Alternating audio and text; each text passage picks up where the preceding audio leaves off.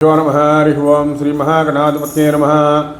शुक्लांबरधरं विष्णुं शशिवर्णं चतुर्भुजं प्रसन्नवदनं ध्याये सर्वविघ्नोपशान्तये। ఈ సుఖముని గారు పరీక్షితునికి యోగ మార్గం చెప్తున్నారు.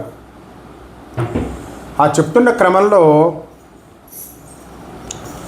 విష్ణువుని ఎలా అనుభూతి చెందాలి, ఎలా ఆనందించాలి, అవిద్య ఏ విధంగా పోతుందో వరకు చెప్పుకున్నాం. ఇప్పుడు హరిజింతింపక మత్తుడై విషయ చింతాయత్తుడై చిక్కివాసరముల్ ద్రోచెడువాడు కింకర కదా సంతాడితోరస్కుడై ధరణీసోత్తమ దండ బృన్నివసన ద్వారోపకంఠోగ్రవై తరణీవక్నిశిఖా పరంపరలచే దగ్తుండు గాకుండునే.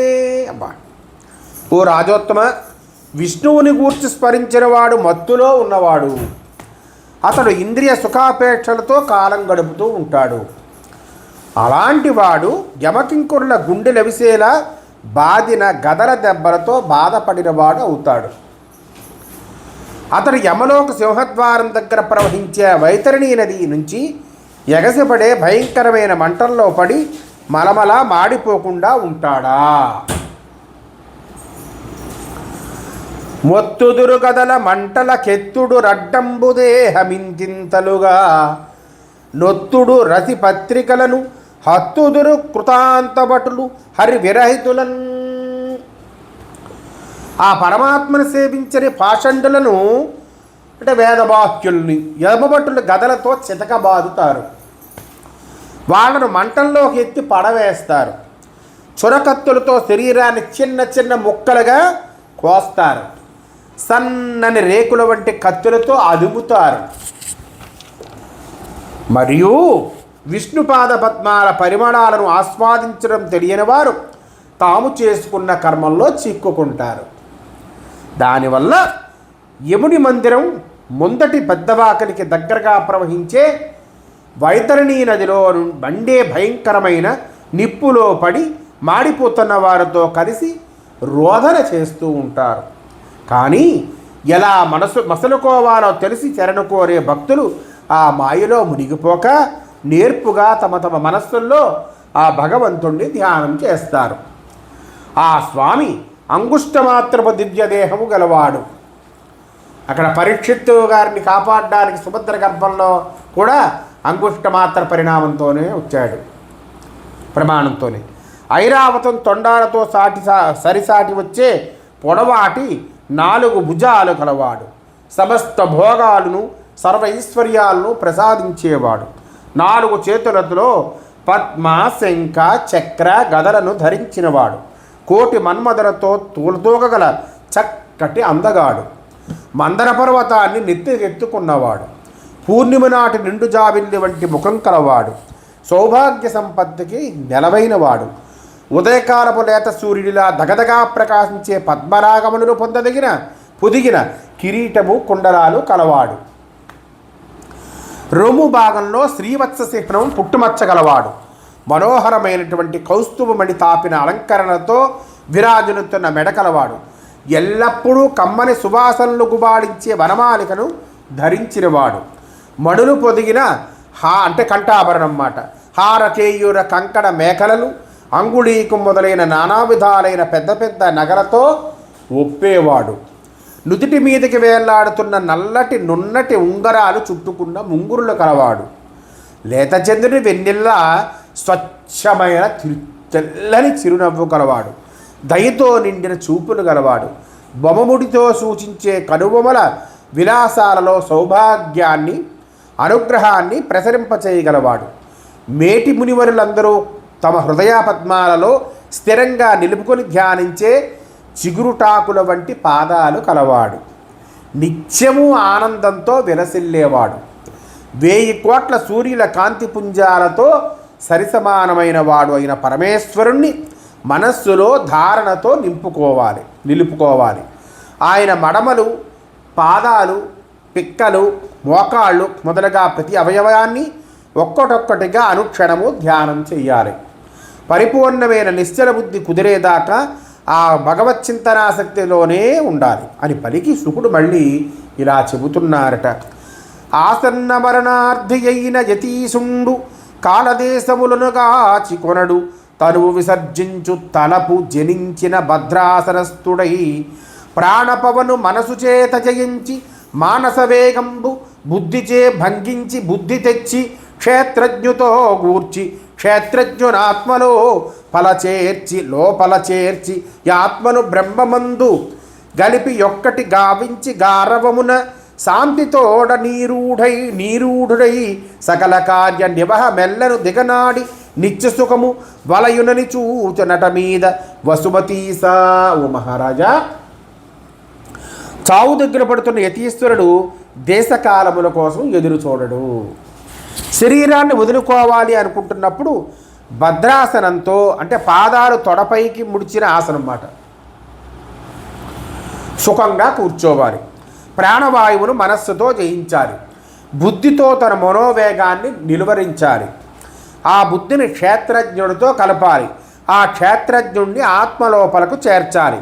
ఆ శుద్ధ ఆత్మని పరంబ్రహ్మంలోకి లయింపజేయాలి. మనస్సు ఉపశమించిన తర్వాత శాంతి కలిగి కర్తవ్య కర్మలన్నిటినీ వీడాలి. ఆ మీదట నిత్యమైన సుఖం కావాలని అభిలషించాలి. పరమాత్మ అయిన బ్రహ్మమునకు తప్పించి కాలానికి కానీ, దేవతలకు కానీ, త్రిగుణాలకు కానీ, అహంకారానికి కానీ, మహత్తత్వానికి కానీ, ఆఖరికి ప్రధానమైన ప్రకృతికి కానీ ఎలాంటి ఆధిపత్యము ఉండదు. కాబట్టి విష్ణువు కంటే వేరేనిది మరొకటి ఏదీ ఉండదు. సజ్జనులు శరీరాదన విషయంలో తనది అనే బుద్ధిని కలిగి ఉండరు. ఇతరమైన విషయాలపై వ్యామోహాన్ని విడిచిపెడతారు.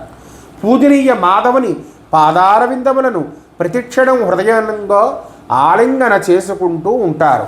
విష్ణు సంబంధమైన పరమపదమే అన్నింటిలోకి ఉత్తమమైనదని తెలుసుకుంటారు. ఈ విధంగా శాస్త్రజ్ఞానాగ్నిలో విషయవాసనను పూర్తిగా తగులపెట్టి దేని మీద ఆపేక్షను చూపించరు.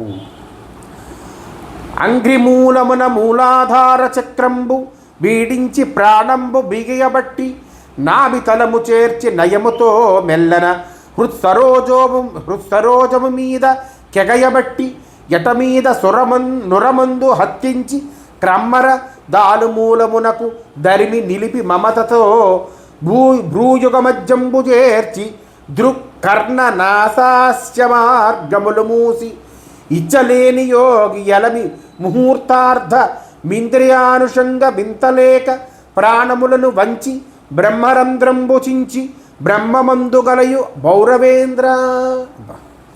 ఓ పురువంశపు రాజా, యోగి అయిన వాడు మడమతో మూలాధార చక్ర నిలయాన్ని, అంటే గుద ద్వారాన్ని నొక్కిపట్టి ఉంచాలి. ప్రాణవాయువు గమనాన్ని బిగబట్టాలి. దాన్ని బొడ్డు ప్రదేశానికి చేరవేయాలి. నిత్య సాధనతో క్రమక్రమంగా హృదయ కమలంపైకి ఎగబెట్టాలి. ఆ మీదట కాసేపు రొమ్ము ప్రదేశంలో బిగబట్టి ఉంచాలి. తిరిగి మళ్ళీ తాలు, అంటే అంకిలి మొదటి భాగం ప్రదేశానికి నెట్టుకుంటూ పోయి అక్కడ నిలిపి ఉంచాలి. దాన్ని నెమ్మదిగా కనుబొమ్మల మధ్య భాగానికి చేర్చాలి. అప్పుడు కళ్ళు, ముక్కు, చెవులు, నోరు అని 7 మార్గాల్ని మూసివేయాలి. విషయవాంఛలు నశించిన తర్వాత నిస్సంకల్పుడై అర్ధముహూర్తం కాదు కొంచెమైనా ఇంద్రియాల సాంగత్యం లేనివాడు అవ్వాలి. అప్పుడే ప్రాణాన్ని లోపర్చుకోగల నైపుణ్యం ఏర్పడుతుంది. అప్పుడు బ్రహ్మరంధ్రాన్ని చీల్చుకొని పరంబ్రహ్మంలో లీనమవుతాడు. పాయూపస్థులకు నడివి ప్రదేశంలో ఉండేది మూలాధార చక్రము. సుషుమ్నకు అంతర్గతమై లింగమూల భాగంలోనిది స్వాదిష్టాన చక్రం. నాభి మధ్య ప్రదేశంలోనిది మణిపూరక చక్రం. హృదయంలోనిది అనాహత చక్రం. కంఠస్థానంలోనిది విశుద్ధ చక్రం. కనుబొమ్మల మధ్యది ఆజ్ఞాచక్రం. గొంతు నుంచి తలలోకి ఊర్ధ్వంగా ఉన్న శిరోరంధ్రాన్ని బ్రహ్మరంధ్రము అంటారు. ఇంకా శరీరాన్ని విడిచిపెట్టే సమయంలో ఇంద్రియ సాంగత్యాన్ని విడిచిపెట్టేయాలి. అలా కానప్పుడు వాటితో పాటు, అంటే ఆ ఇంద్రియ గుణాలతో నిండిన రూపంతోనే బ్రహ్మపదం చేరుకోవాలి. ఆ బ్రహ్మపదం కేచరులు, సిద్ధులు క్రీడించే ప్రదేశం. అది అనిమాది అష్టైశ్వర్యాలతో కూడి ఉంటుంది. ఆ యోగీశ్వరుడు జ్ఞానం, తపస్సు, యోగం, సమాధుల్ని బ్రహ్మపదంలోనూ సేవిస్తూ ఉంటాడు. వాయువులో అంతర్లీనమై లింగ శరీరం కలవాడవుతాడు. అందువల్ల బ్రహ్మాండం లోపల బయట స్వేచ్ఛగా విహరించగలుగుతారని అంటారు. కర్మల ద్వారా ఎవ్వరూ ఇలాంటి స్థానాన్ని పొందలేరు. ఇలా బ్రహ్మలోకానికి వెళ్ళదలుచుకున్న యోగి ఆకాశ మార్గంలో వెళ్ళిపోతూ ఉంటాడు. సుషుమ్నా నాడి ద్వారా వైశ్వానరాగ్ని దేవతను చేరుకుంటాడు. జ్యోతితో నిండుగా వెలుగొందుతాడు. నిష్కల్మషుడవుతాడు. ఏ విషయాలు అంటనివాడు అవుతాడు. నక్షత్ర మండలం దాటిపోతాడు.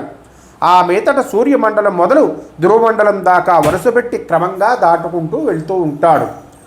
చివరకు విష్ణువు యొక్క స్థానమైన శింసుమార చక్రం చేరుకుంటాడు. ఒంటరిగానే సూక్ష్మాది సూక్ష్మరూపం అయిన లింగ శరీరంతో ముహర్లోకం చేరుకుంటాడు. ఇదే బ్రహ్మవేత్తలు ఉండేటువంటి లోకము. అక్కడే మహాకల్పం దాకా విహరిస్తాడు. కల్పాంతంలో ముల్లోకాలకు అనంత పురుషుడి నోటి నుండి వెలువడే అగ్నితో కాలిపోవడం కళ్ళారా చూస్తాడు. ఆ వేడి కారణంగా ఆ మహర్లోకం నుంచి అగ్నిదాహాన్ని చూడలేక బ్రహ్మలోకం చేరి ఉండిపోతాడు. అణిమాదులు మొత్తం 8 సిద్ధులు.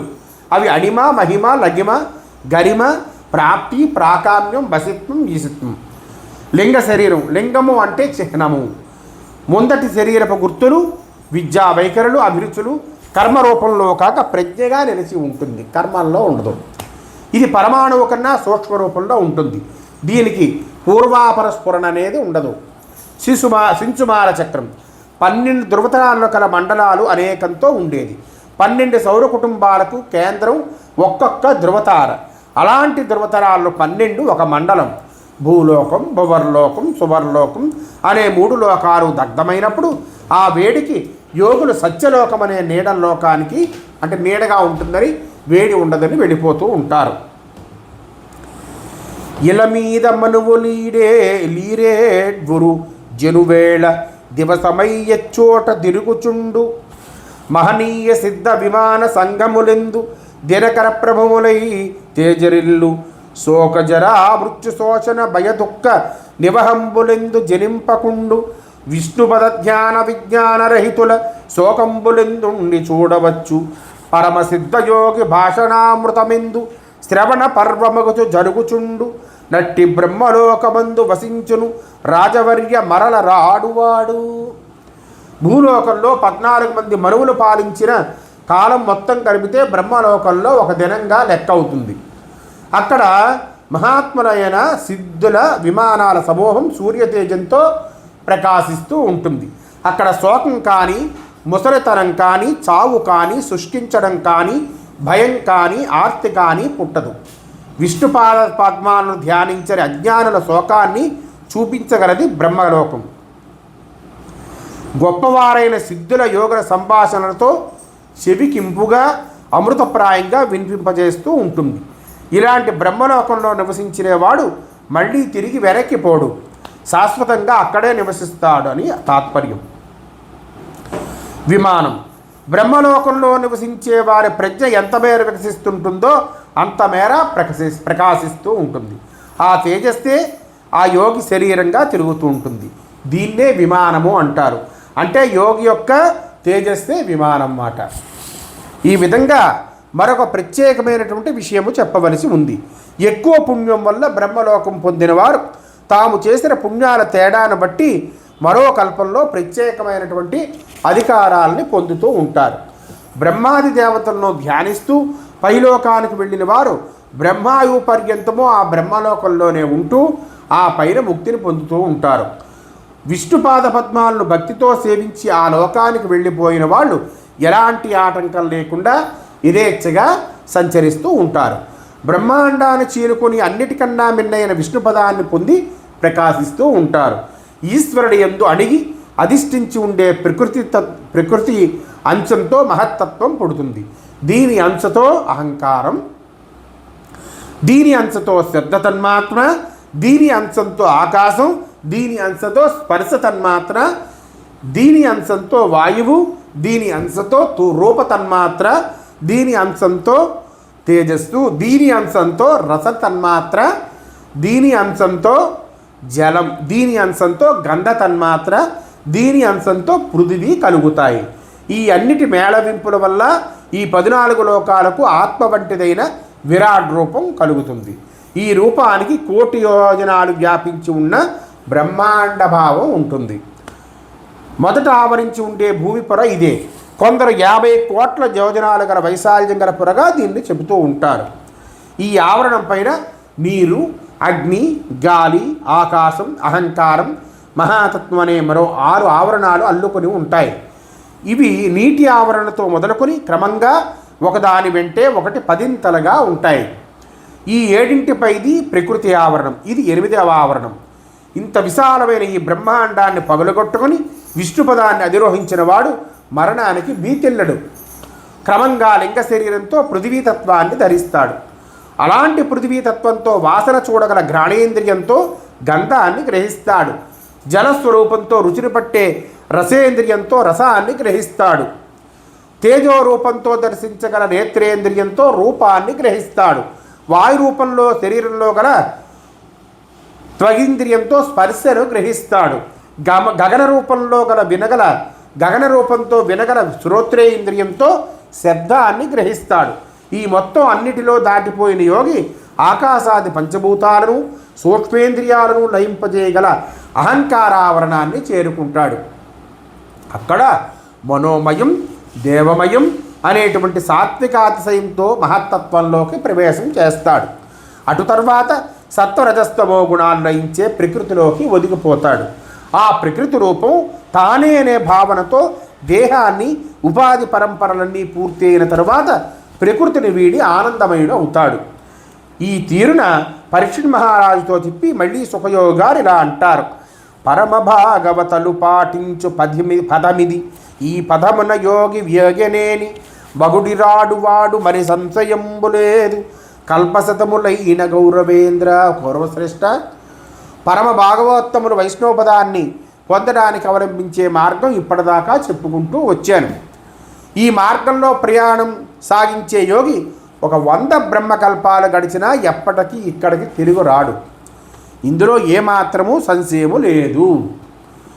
ఆలకించు ఓ రాజా, నీవు ప్రశ్నించినట్లే ముక్తిని గురించి సజ్జోముక్తి అంటే వెంటనే కలిగేది, క్రమముక్తి కాలక్రమంలో కలిగే ముక్తి, క్రమముక్తి అనే 2 మార్గాలు శృతి గీతల్లో వివరంగా చెప్పబడి ఉన్నాయి. వీటిని గురించి పూర్వకాలంలో బ్రహ్మ ఆ పరమదైవాన్ని ఆరాధించినప్పుడు ఆ వాసుదేవుడు బ్రహ్మతో చెప్పాడు.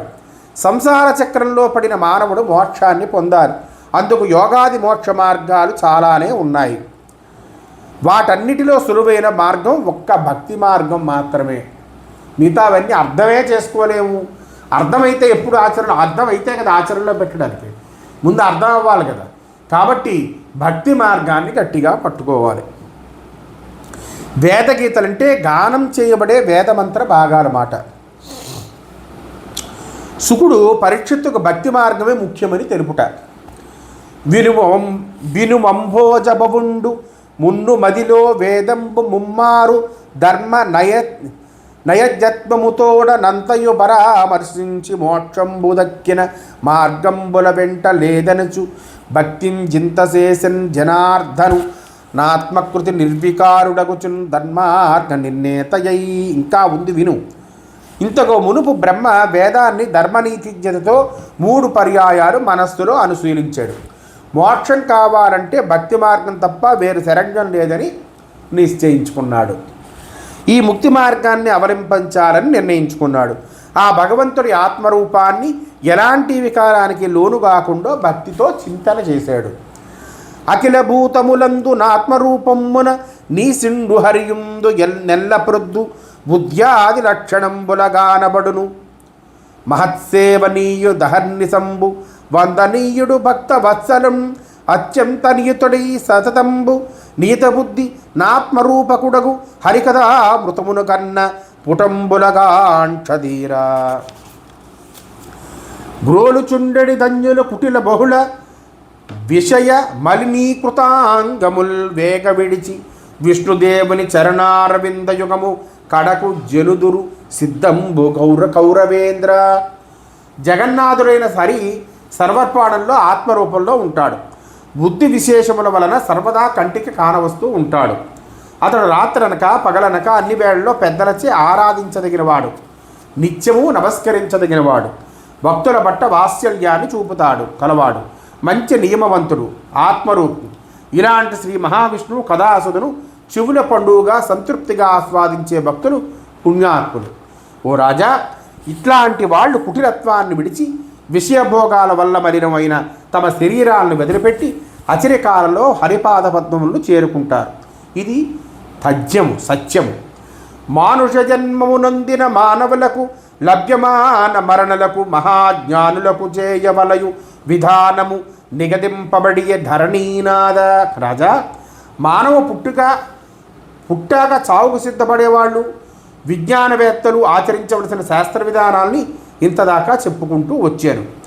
వినుము. బ్రహ్మతేజం కావాలనుకుంటే వేదనాథుడైన చతుర్ముఖ బ్రహ్మను తంత్రోక్త ప్రకారం ఆయా ద్రవ్యాలతో పూజించాలి. ఇంద్రియ శక్తిని కోరుకుంటే ఇంద్రుణ్ణి కొలవాలి. సంతాన వాంఛ కలిగి ఉంటే దక్షుడు మొదలైన ప్రజాపతులను సేవించాలి. మంచి భోజన ప్రీతి ఉంటే అతిథిని పూజించాలి. అతిథిని స్వర్గకాంక్ష ఉంటే 12 మంది ఆదిత్యుల్ని ఆరాధించాలి. రాజభోగం కావాలంటే విశ్వేదేవతల్ని భజించాలి. దేశాన్ని ప్రజల్ని వశీకరించుకోవాలంటే సాధ్యుల్ని సేవించాలి. సిరిని భరించాలంటే దుర్గాశక్తిని ఆశ్రయించాలి. తేజోవృద్ధిని కోరుకుంటే అగ్నిని సేవించాలి. ఐశ్వర్యాభిలాష ఉంటే అష్టవసువుల్ని అర్చించాలి. వీర్యవృద్ధి కావాలంటే వీర్యప్రదులైన ఏకాదశ రుద్రుల్ని ఆరాధించాలి. ఆయుష్ వాంఛిస్తే అశ్వనీ దేవతల్ని కొలవాలి. చక్కటి పోషణలో పుష్టి కావాలనుకుంటే భూదేవిని, ప్రతిష్ఠ పొందాలనుకుంటే లోకమాతలైన ఆకాశ భూదేవతల్ని, అందాన్ని ఇష్టపడితే గంధర్వుల్ని, వనితా ప్రాప్తిని ఆశిస్తే అప్సరస ఊర్వశిని, సర్వజనాధిపత్యాన్ని కాంక్షిస్తే బ్రహ్మను ఆరాధించాలి. కీర్తికి యజ్ఞపురుషుడు విష్ణువును, ధనార్జనకు వరుదేవుణ్ణి, విద్యాపేక్షకు పార్వతీపతి శివుణ్ణి, దాంపత్యానురాగానికి ఉమాదేవుని, ధర్మార్థాలకు పుణ్యచరితుడైన విష్ణువుని, సంతాన సిద్ధికి వృద్ధికి పితృదేవతల్ని, బాధా నివారణకు రక్షణకు యక్షుణ్ణి, బలానికి వాయుదేవుణ్ణి, రాజరికానికి మన్వంతరాధిపతుల్ని, శత్రు వినాశనానికి విదిక్కును పరిపాలించే నివృత్తిని, భోగానుభవానికి చంద్రుణ్ణి కొలవాలి. ఈ కామ్యకర్మ దేవతలందరినీ నక్షత్రాధిపతులుగా పేర్కొంటారు. నక్షత్రాలు 28 అనే వారి మతంలో అవ్యక్ నక్షత్రాన్ని కూడా కలపాలి. కామింపకయును సర్వము గావించియునైన ముక్తి గావించి తగన్లో మించి పరమపురుషుని నియమించి భజించు తత్వ నిపుణం దదిపా. ఇంకెందుకు, ఈ అన్ని కోరికలు ఉన్నవాడైనా, ఏ కోరిక లేనివాడైనా తత్వజ్ఞుడైన వాడు మోక్షాన్నే కోరుకుంటాడు. అతడు అంతర్ముఖుడి ప్రగాఢమైన భక్తితో పరమాత్ముడైన విష్ణుదేవుణ్ణి భజిస్తాడు. అమరేంద్రాదుల గొల్చుబంగి జనుడా యబ్జాక్షు సేవింపగా విమల జ్ఞాన విరక్తి ముక్తులదున్ వేయేల భూనాద తత్కమలాదీస కథా సుధారస నదీ కల్లోలమాలావలి పరిభ్రమం వారిగైనైన గన్న యుగళీ పర్వంబు గాకుండునే. ఇంద్రుడు మొదలైన వారిని కోరికలను బట్టి కొలిచినట్లే పద్మాక్షుడైన విష్ణువుని కొలవాలి. దానివల్ల నిర్మలమైన జ్ఞానము, వైరాగ్యము, మోక్షము కలుగును. ఓ రాజా, ఇన్ని మాటలు ఎందుకు? ఆ లక్ష్మీనాయకుడి కథలు అమృతోపమానాలు. ఆ సుధారస ప్రవాహాల పరంపరలో మురకలు వేసేవారు ఎవరికైనా అవి చెవుల పండుగ కలిగించకుండా మానవు. హరికథలంతటి ఆనందదాయకాలని తాత్పర్యం, ఎంతో ఆనందాన్ని కలిగిస్తాయి మనసుకి అని పరీక్షిత్తుకి సుఖయోగి ఉపదేశించాడు. అది సూతుల వారు చెప్పగా సౌనకుడు మళ్ళీ సూతుల వారిని ఇలా అంటున్నాడు. వరతాత్పర్యముతో నిటు భరతాన్వయ విభుడు సుఖిని పలుకులు విని సత్వరతాయుతుడై శ్రేయ స్కరతామతి నేమియడిగే గణితింపగదే. సూత, ఇలా ఈ మాటలు ఎంతో శ్రద్ధ పెట్టి విన్న పరీక్షిత్తు శుభాన్ని కోరి ఆ వెంటనే మళ్ళీ ఏమని సుఖయోగిని ప్రశ్నించాడో వివరించు అని అడిగాడు. సూతుడు మళ్ళీ ఇలా మొదలెట్టాడు. ఒప్పెడి హరికథలయ్యవి చెప్పెడి నోయనుచు మాకు చిత్తోత్కంఠల్ గుప్పలు గొరుచున్న విరుచులుప్ప తిలన్ నీ మనోహరోక్తులు వినగన్. ఓ సూత, కమ్మగా అనిపించే నీ నోటి మాటలు మా మనస్సుల్ని దోచుకుంటున్నాయి. చక్కటి విష్ణు కథలు ఇంకేం చెప్తావో అనే కుతూహలంతో మా మనస్సులో కుప్పలు కుప్పలుగా పేరుకుని పోయింది అని సౌనకుడు పలకానే సూతుల వారు మళ్ళీ చెప్పడం మొదలుపెట్టారు. తూరెడి కూకటి తోడను బాలురతో నాడుచుండి బాల్యమున మహీపాలుడు హరిచరణార్చన హేలాలసుడగుచు నుండెనెంతయు నియతిన్. ఆ పరీక్షత్తు పసితనం నాటి నుంచి తన తోడి భార్యలతో కలిసి ఆటలాడుకునే వయసులో కూడా కృష్ణపాద పూజాది రూపంగానే శ్రద్ధతో హరిని సేవిస్తూ ఉండేవాడు. కృష్ణుని అర్చనలతోనే తృప్తిని పొందుతూ ఉండేవాడని భావం. అంతటి పరమ భాగవతుడిని పరీక్షిత్తుతో శ్రీకృష్ణ భక్తి ప్రపత్తి గలవాడు శుకుడు ఇలా అంటున్నారు. వాసుదేవ శ్లోక వార్తలాలించుచు గాలమే పుణ్యుండు గడుపుచుండు నతని యాయువు దక్క నంజుల యాయువు హృదయాస్తమయముల నుగ్రకరుడు వంచించి గునుబోవు వాడది ఎరుగక జీవింతు బెక్కేండ్లు సిద్ధమనుచు నంగనాపుత్ర గేహేరామ విత్తాది సంసార హేతుక సంగ సుఖము దగిలి వర్తింపగాలము తరి యొరిగింగి దండధర కింకరులు వచ్చి తాడనములు చేసి కొనిపోవ పుణ్యంబు సేయనైతి బాపరతి నైతినని విట్టు పలవరించు. ఓ పుణ్యాత్ముడా, విష్ణుగాథలో కీర్తనలు వింటూ కాలాన్ని వెళ్ళబుచ్చేవాడి ఆయువు గట్టిది. అతడి ఆయువు తప్ప మిగిలిన వారి ఆయువును సూర్యుడు ఉదయం పూట సాయంత్రం పూట మోసపుచ్చి హరించుకొని తీసుకువెళ్ళిపోతూ ఉంటాడు. హరినామస్మరణ చెయ్యని వారి యొక్క విషయం చెప్తున్నాను. సంసారికి ఈ సంగతం అర్థం అవదు. సంగతి నేను తప్పక చాలా ఏళ్ళు బతికి ఉంటానని చెప్పి మూఢంగా అనుకుంటూ ఉంటాడు. పెళ్ళాం బిడ్డలు, ఇల్లు, తోట, దొడ్డి, ధనం మొదలైన సంసారపు తగులాటం వల్ల కలిగే సౌఖ్యంలో చిక్కుకొని కాలయాపన చేస్తూ ఉంటాడు. అదును వచ్చేసరికి ఆయువు ప్రమాణం అంతమైందని యమకింకర్లు వచ్చి దండిస్తూ తీసుకొని పోతారు. అప్పుడు ఏం పుణ్యం చేయకపోతేనే ఎంత పాపం మూట కట్టుకున్నాను అని మొత్తుకుంటాడు. అందువల్ల అలరు జంపంబులతో నభ్రంకశంబులై బ్రతుకవే వనముల బాధపములు కాదన మేహనాకాంక్షల బసువులు జీవింపవే గ్రామసీమలందు నియతమై నుశ్వాస నిశ్వాస పవనములు ప్రాప్తింపవే చర్మ భస్త్రికలను గ్రామ సూకర సురక శ్రేణు లింటింట తిరుగవే దుర్యోగ దీనవృత్తి దృష్టకరములు మోయవే యురుభరముల పుండరీకాక్షు నెరిగని పురుష పశువు లడవులందు నివాసములందు బ్రాణ విషయ భరయుక్తితో నుంట విఫలమదిపా. ఓ రాజా, అడవులోని చెట్లు పూలగుత్తులతో ఆకాశం దాకా పెరిగి బతకడం లేదా? పల్లెసీమల్లో తిండి తిప్పలు మైలుదరాది కోరికలతో పశువులు మాత్రం జీవించడం లేదు. తోలుతిత్తులు ఎగ ఊపిరి దిగ ఊపిరి నీతంగా పనిని సాగించడం లేదు. ఊపిరి విశ్వాస ఉపాసలు. తోలుతిత్తులు అంటే అదే కదా ఊపిరితిత్తులు. ఊపిరితిత్తులు మన ప్రయత్నం లేకుంటేనే ఉచ్ఛ్వాసిస్తాయి, నిశ్వాసిస్తాయి. ఊరపందులు, కుక్కలు ఇంటింటికి దిక్కుమాలినవి దీనంగా తిరగడం లేదు. ఒంటెలు, గాడిదలు పెద్ద పెద్ద బరువులు మోస్తున్నాయిగా. విష్ణువును తెలుసుకోలేని జీవులందరూ అడవుల్లోనో ఇళ్లలోనో ఇంద్రియ సుఖాల్లోనో పనికి మాలిన బతుకును బతుకుతున్నారు.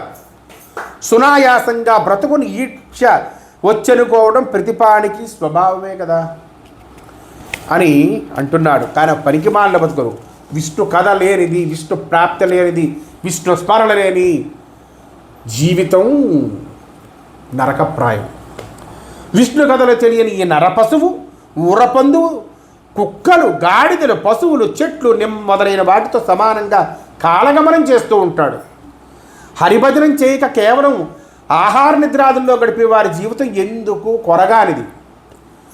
విష్ణు కీర్తనములు వీనని కర్ణంబులు కొండల బిలములు కువలయేస చక్రి పద్యంబులు చదువని జిహ్వలు కప్పల జిహ్వలు కౌరవేంద్ర శ్రీ మనోనాదు వీక్షింపని కన్నులు కేకి పించాక్షులు కీర్తిదగిత కమలాక్ష పూజకు గాని హస్తంబులు శవము హస్తంబులు సత్యవచన హరిపద తులసి దళామోదరతి లేని ముక్కు పంది ముక్కు ముని చరిత్ర గరుడ గమన భజన గతి లేని పదములు పాదపముల పాదపటల మనగా. ఓ రాజా, హరినామ సంకీర్తన వినని చెవులు కొండల్లో గుహల వంటిది. గుహలో ఉంటాయి వీడి చెవులు ఉంటాయి, ఎందుకు పరిమాణాలు చెవులు. ఓ కురురాజా, విష్ణువుని గురించి పద్యాలు చదివిన నాలుకలు కప్పల నాలుకలు వంటివి. కప్పకి నాలుగు ఉంది, మనకి నాలుగు. సుఖం ఏంటయ్యా హరినామ స్మరణ చేయకపోతే. ఓ కీర్తిమంతుడా, లక్ష్మీ హృదయనాథుడైన విష్ణుమూర్తిని దర్శించని కన్నులు నెమరి పెంచల్లో కళ్ళు వంటివి. నెమరి పెంచల్లో కళ్ళు ఎవరికి ఉపయోగపడతాయండి? అలాగే విష్ణువుని చూడని, విష్ణువుని దర్శింపని కళ్ళు అటువంటివి.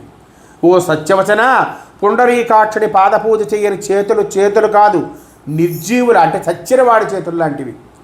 మునుల వలె విష్ణు కథలను మననం చేసుకుంటానో పుణ్య చరిత్రుడా. విష్ణు పాదాల మీది తులసీదల పరిమళం పేల్చని ముక్కు పంది ముక్కు వంటిదయ్యా. ఆ విష్ణు పాదాల మీద ఉన్నటువంటి తులసి దళం ఆ వాసన పీలిస్తే అది ముక్కు అనిపించుకుంటుంది, లేకపోతే పంది ముక్కు సమానం. ఓ పుణ్యవర్తనుడా, గరుడ వాహనుడైన విష్ణుని భజన మందిరాన్ని దర్శించడానికి పోని పాదాలు చెట్ల లాంటిది, చెట్ల మొదలు లాంటిది. ఆ చెట్టు మొదలు ఉంది, నా పాదాలు ఉన్నాయి. ఎందుకయ్యా అక్కడికి వెళ్లకుండా, విష్ణు కథా ప్రసంగం చేయకుండా, విష్ణు భజన మందిరానికి వెళ్లకుండా ఉన్న పాదాలా? విష్ణు కథా ప్రసంగాల సంకల్పం లేని అవయవాలు నిరర్ధకమైనది. విష్ణు ధ్యాన సంకల్పం గల అవయవాలే సార్థకమైనవి. హరి సంకీర్తనం, శ్రవణం, దర్శనం, పాదపూజనం, ఆరాధనం చేయని ఆయా అవయవాలు నిర్జీవమైన వాటితో సమానమైనటువంటి భావం అని పోతన గారు ఆంధ్రీకరించారు భాగవతంలో చెప్పిన విషయాన్ని.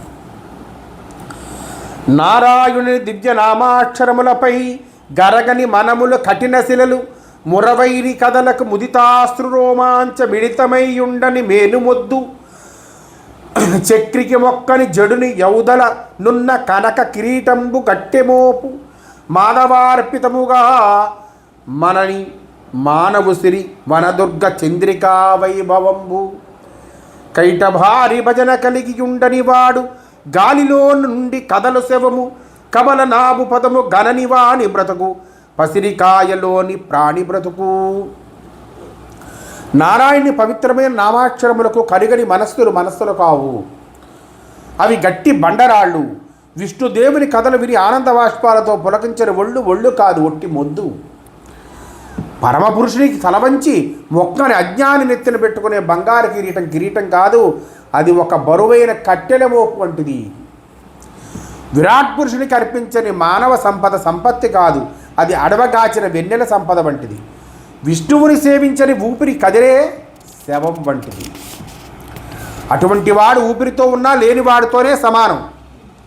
హరిపాదాలను ఆశ్రయించని బతుకు పట్టుకాయల్లోని పురుగు బ్రతుకు వంటిది.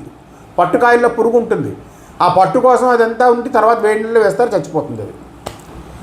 విష్ణువుని భజించలేని వాడు గాలికి నడుస్తున్నటువంటి శవము లాంటి వాడు అని ఇలా పలికిన మాటలకు ఉత్తర కుమారుడు పరీక్షిత్తు గారు మనస్సు కొత్తగా చిగురించిందట. అతని బుట్టి తేటపడింది, అమ్మయ్య అనుకున్నాడు. ఎందుకంటే ఆయన ఎప్పుడు హరినామస్మరణ చేస్తూ ఉంటాడుగా.